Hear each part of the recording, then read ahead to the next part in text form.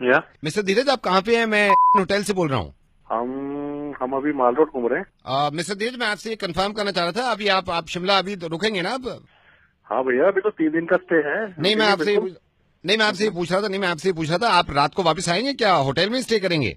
रात को वहीं रुकूंगा होटल में। मैंने अभी चेकआउट थोड़ी ना किया है यार, मैं वो रूम नंबर 422 में है ना आपका? हाँ 422 में ही हूँ। एक सेकंड रुकिए, इधर आ। सुन, अब वो कह रहे रात में होटल में आकर रुकेंगे, क्यों नहीं तूने रजाइयाँ धो के रखी? Sorry sir. क्या नहीं, क्या सॉरी? अब मैं उनसे बात करूँ, उनसे लड़ूं मैं? हेलो, ये सर हाउस कीपिंग का बंदा है हमारे होटल का। आपके रूम में सुबह इसने बेडशीट हटाई होंगी, अच्छा, रजाइयाँ भी हटाई हैं। अब इसने रजाई धोने को डाल दी, अब स्पेयर में कोई रजाई है ही नहीं हमारे पास। क्या करें आप, वो बताएं यार। सर एक दिन के लिए बोल दो, अगर बिना रजाई की हो जाए तो। एक दिन के लिए बोल दो सर? एक दिन आप बिना रजाई के, एक रात आप फैमिली के साथ स्टे कर लेना। मैं इसकी क्लास लगाऊंगा।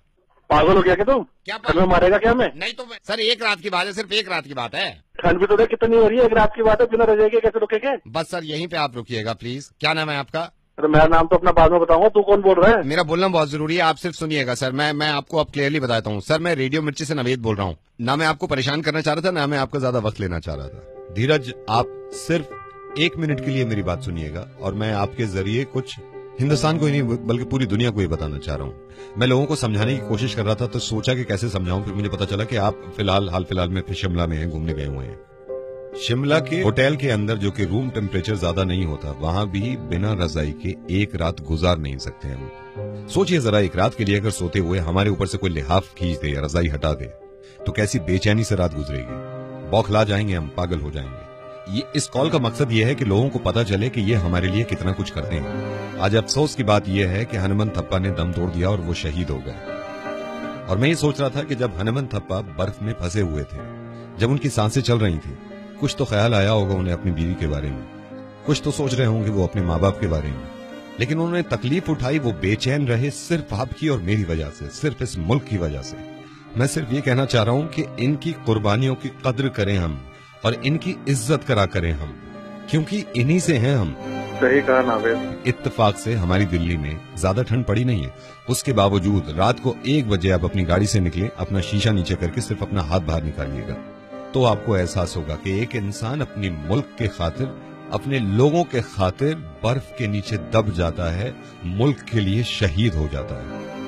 ये सोचिए जरा, आपके बच्चे अगर थोड़ी देर के लिए स्वेटर पहने बिना, जैकेट पहने बिना आंगन में निकल जाएं, कहीं बाहर सड़क पे चले जाएं, तो कितना घबरा जाते हैं हम, फौरन चिपटा लेते हैं कि ठंड है। जब तक हनुमंत थप्पा 6 दिन तक नहीं मिले थे, क्या गुजर रही होगी इनकी माँ पे, क्योंकि उनको मालूम था कि वो बर्फ में है। और प्लीज, ये मेरी आपसे गुजारिश है, मैं इस तरह कहता नहीं हूं, कि इस मैसेज को आप दूसरों तक जरूर पहुंचाइएगा। हो सकता है कि शायद उनकी नजर में और ज्यादा इज्जत बढ़ जाए, जो लोग नहीं समझते कि हमारे जवानों की कितनी कुर्बानियां हैं हमारे लिए। हम सब शुक्रगुजार हैं हनुमंत थप्पा के और बाकी उन सारे जवानों के जो अब भी ठंड में हमारी वजह से पहरा दे रहे हैं। और सलाम है उन माँ बापों को जो अपने बच्चों को आर्मी में भेजते हैं, अपनी वजह से नहीं, अपने मुल्क की वजह से। धीरज, बहुत बहुत शुक्रिया ये बात सुनने के लिए, और सिर्फ आपको ही नहीं सुनानी थी, अब जितने लोग ये सुन रहे हैं इन तक पहुंचानी थी, और आपकी जिम्मेदारी है कि आप दूसरों तक पहुंचाएं ये बात, प्लीज। मैं सलूट करता हूँ हनुमंत थप्पा को, जिसने हम लोगों की वजह से अपनी जान दे दी और शहीद हो गया, और उनके साथ उन बाकी सोल्जर्स को भी जो उनके शहीद हुए। और बात खत्म करने से पहले ये मैंने कहीं पढ़ा और आपको बताना चाहता हूं मैं, कि तेरी सलामी में वो बर्फ भी आज पिघल गई होगी, जिसकी लाख कोशिशों के बाद भी तूने हथियार नहीं डाले।